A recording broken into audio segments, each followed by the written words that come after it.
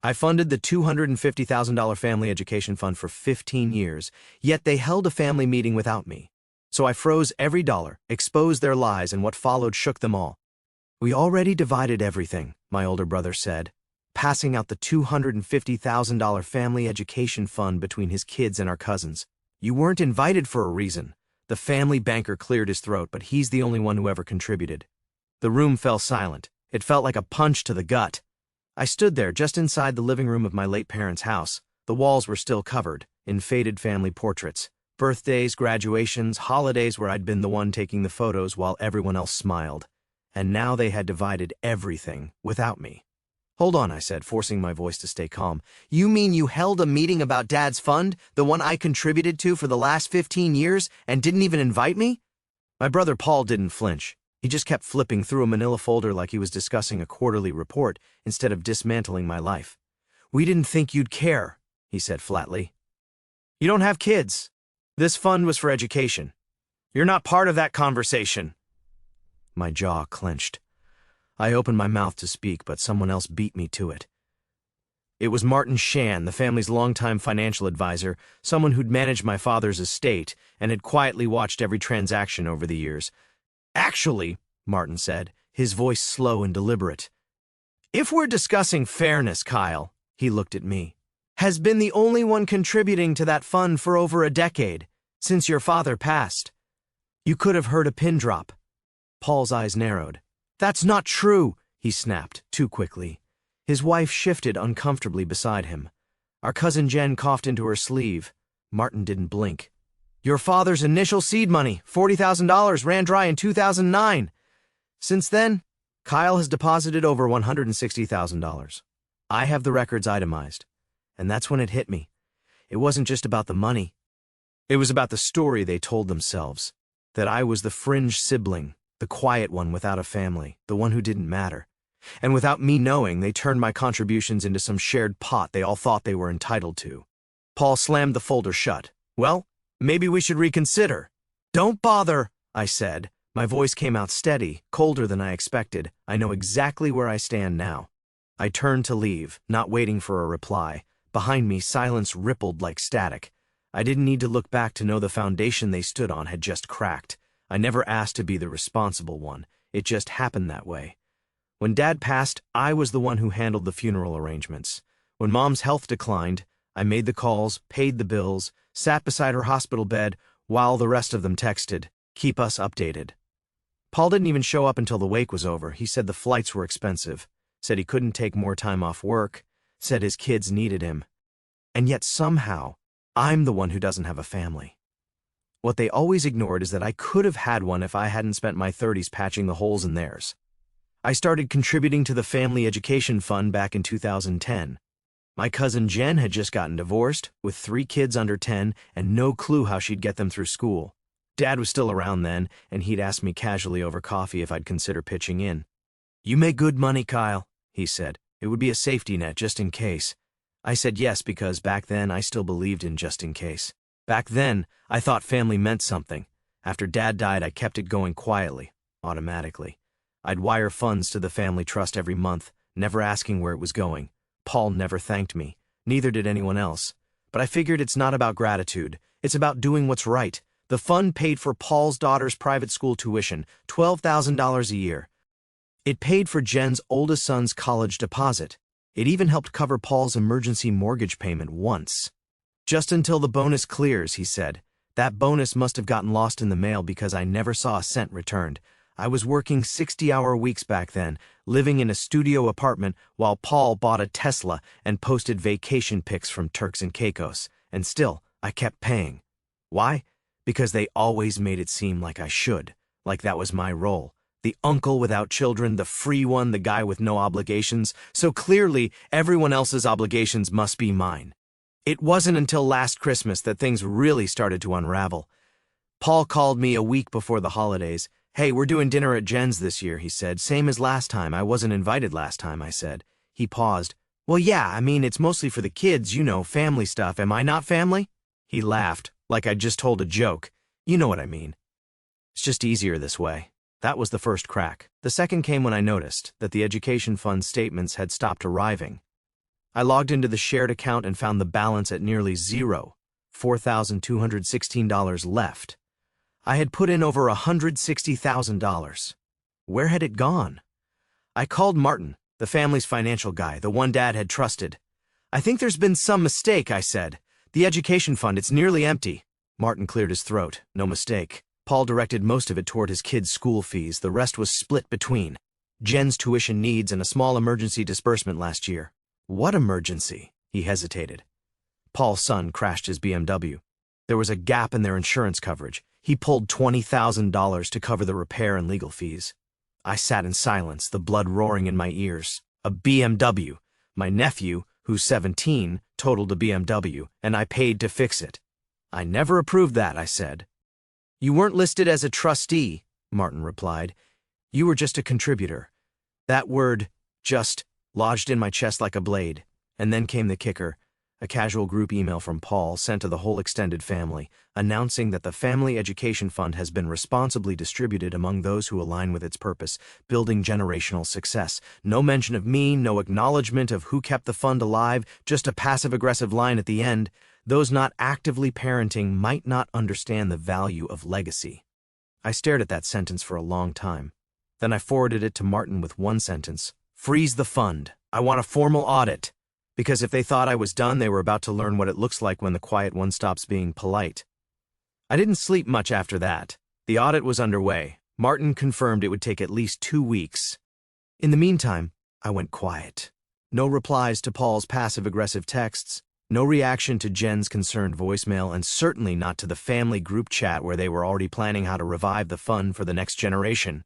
They thought I'd fade away like always. They didn't know I'd been planning my exit for months. See, being the family's invisible benefactor teaches you one thing above all: how to observe, how to keep receipts, how to watch every pattern without anyone noticing. I knew how they moved, how they lied, how they shifted blame and painted themselves as victims, and I was done playing along. I waited until the audit was finished before I made my move. Martin called me first. I'll never forget the tone of his voice, the kind of grim professionalism reserved for legal disasters and betrayal. "You're going to want to see this yourself," he said. "Come to the office." When I got there, he had the documents laid out: spreadsheets, transaction logs, emails, even some old receipts. "The fund wasn't just misused," Martin said, tapping one sheet with his pen. "It was looted. They treated it like a family ATM. Paul had taken over $87,000 in the last 5 years, not all for education. A home theater system, 2 luxury vacations, and, get this, a membership to a private golf club. Jen had pulled $43,000, yes, some for tuition, but nearly half of it was funneled through a dummy LLC she created. The tuition payments were actually rent for her new boyfriend's downtown loft. Cousin Lena, someone I barely knew, had siphoned off $16,000 for educational consulting, which turned out to be payments to her life coach. And me? 0 withdrawals, ever. I stared at the evidence. My hands were cold, rage burned low in my gut. Not explosive, no, not anymore. Controlled, directed like a slow, inevitable fuse. Martin leaned forward. "You have legal options, especially since you weren't listed as a beneficiary, only a donor. If you want to pursue recovery—" "I do," I said. But I wasn't stopping there. 3 days later, I arrived at Paul's house.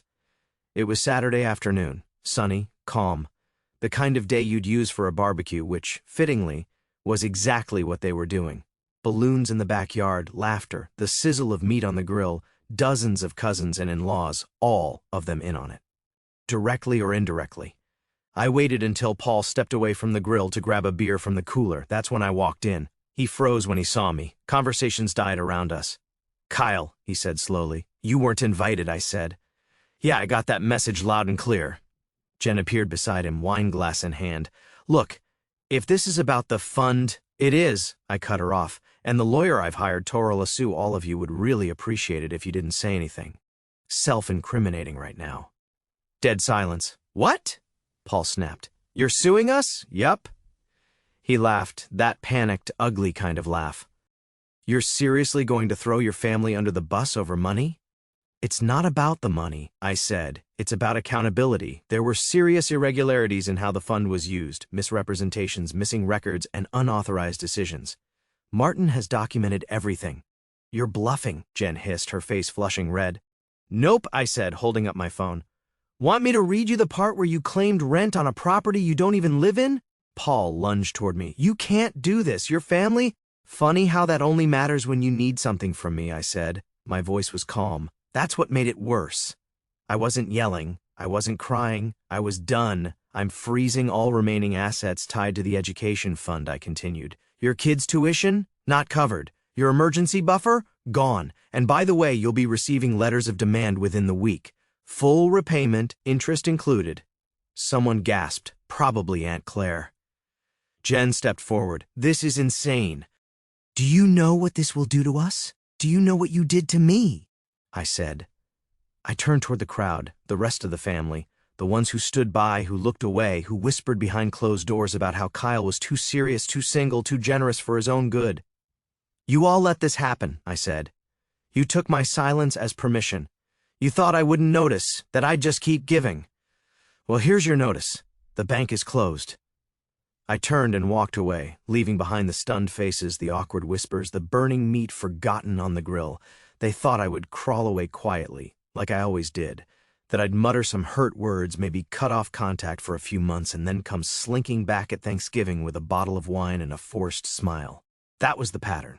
But this time, there was no pattern left to repeat.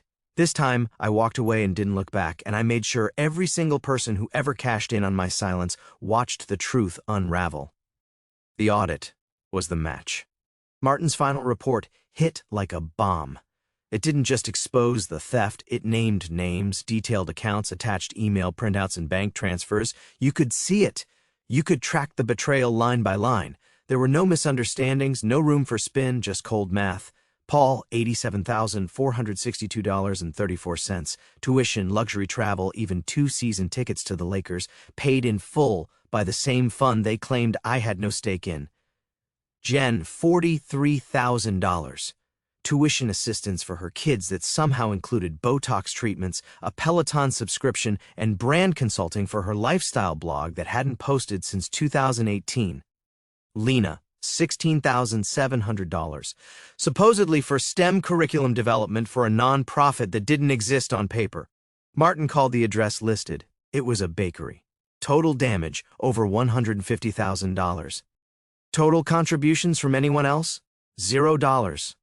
I stared at that report for a long time. Then I poured a whiskey, opened my laptop, and started writing letters. Not emails, letters. Letters to the fund administrator, to the state ethics board, to my lawyer, and finally to every person who ever benefited from that fund, without even bothering to ask where the money came from. I wasn't asking for apologies. I was coming for reparations. The first to crack was Lena. She called me crying, big, dramatic sobs, claiming she didn't know it was that bad, that she thought Martin had told me about the extra withdrawals, that it was just temporary. I was going to pay it back, she whimpered. You never even said thank you, I replied. That shut her up. I told her flat out, settle or see me in court. She caved within a week, signed the repayment agreement, agreed to public acknowledgement, and wired $5,000 as a first installment. It wasn't about the money. It was about her name in writing, admitting what she'd done. Then I went for Paul and Jen. I didn't contact them directly. I let the lawsuit do the talking. They were served on the same day, one in the driveway of his overpriced rental, the other at her favorite yoga studio. I heard Jen screamed at the process server. Paul tried to offer him a beer. Classic. The public fallout was glorious. Paul lost his job within 2 weeks. His company couldn't have someone on payroll facing financial fraud charges, even if it was just family stuff. He tried spinning the story on LinkedIn, posting some pathetic reflection about the importance of transparency and legacy planning. His wife found out about the Cabo affair buried in the audit. He'd charged the whole thing to the fund, right down to the champagne and spa treatments. She filed for divorce immediately, took the kids, left him with the mortgage, the Range Rover, and the disgrace. I drove by his house 2 months later, foreclosure sign on the lawn. The place looked like a ghost town.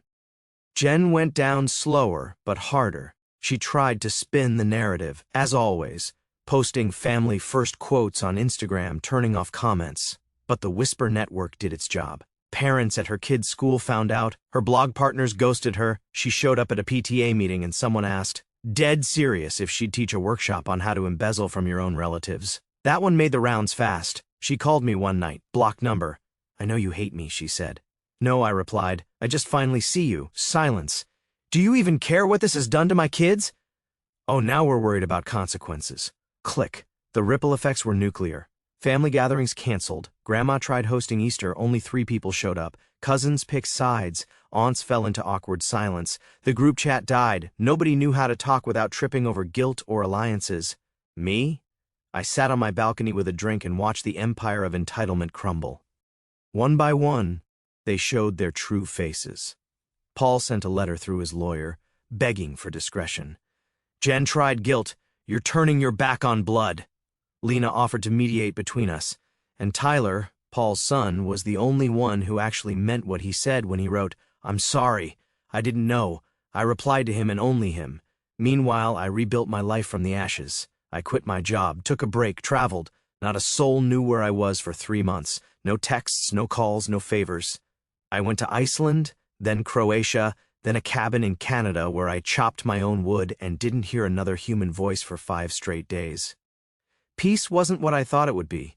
It wasn't quiet or empty. It was full of all the pieces of myself I had abandoned to keep everyone else afloat. I started painting again, something I hadn't done since college. Sold my first piece at a gallery in Portland. The guy asked what it was called. I said, "Account closed." He laughed. I didn't. When I came back, there were letters. A pile of them. Jen's kids, Lena's boyfriend, Paul's ex, all asking for versions of the same thing. Can we start over? No, we can't. Because I did start over. Alone. And it's better this way. I don't miss the drama. I don't miss the guilt. I don't miss being the financial punching bag of a family that treated me like a debit card with a heartbeat. I miss nothing. And the best part? They know it. They know that without me, the guy they never invited to the table, the whole machine stopped running, the illusion shattered, and in the ruins they saw what I'd known all along. I was the foundation. I was the fuel. And now I'm the one who finally lit the truth. It's been 1 year, 3 months, and 17 days since I walked away from the family that only saw me as a walking deposit slip. And every single day since, I've felt more alive than I ever did being their silent savior. People think closure is a conversation, that it's a final phone call, an apology, some emotional climax where both sides cry and agree to be better. That's a lie. Closure is never mutual. Closure is what you give yourself when you stop bleeding for people who sharpen the knives behind your back. It's that first deep breath in a room no one else controls. It's looking in the mirror and finally recognizing the man who used to disappear so others could shine. And I don't disappear anymore. These days, I live in silence. Not the suffocating kind I used to feel at family dinners where I bit my tongue while they joked about Kyle, the bachelor uncle, but real, soul-healing silence. The kind that sits with you at sunrise and doesn't ask you for anything. My home is small, clean, paid for. The walls are lined with books, paintings, and framed letters from people I helped, strangers who saw more humanity in me than my own blood ever did. There's one photo in particular, mounted right above my desk, a young woman in a cap and gown standing beside her mother. The caption reads, "Your scholarship gave us both a future. Thank you for believing in someone you didn't owe." I look at that photo every time I wonder if I was too harsh, if maybe I should have let things slide, if I could have just given them one more chance. Then I remember I gave them 15 years of chances, and they spent them like free samples. Paul hasn't reached out since the foreclosure. I heard from a third cousin that he moved out of state, got a job doing low-level real estate after his corporate career crumbled. Apparently, he told people he was forced out by internal politics. Never mentioned the lawsuit or the trust fund or the brother he robbed blind. That's fine. Let him rewrite the story. However, he needs to sleep at night, because me? I sleep like a rock. Jen emailed me last month, not to apologize but to check in. That was the subject line, just checking in. No acknowledgement of the wreckage she left. No mention of the Botox charged to a children's education fund. Just a soft, manipulative, "Hope you're doing well, things have been hard. We should catch up." I read it twice, then archived it forever. Because people like Jen don't change, they just wait. Wait for your anger to cool, for your memory to blur, for your boundaries to loosen. They wait for you to get lonely enough to invite the poison back in.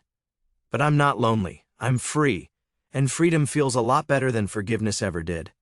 Sometimes I wonder what they tell people about me now, that I lost my mind, that I turned my back on family, that I let money ruin everything.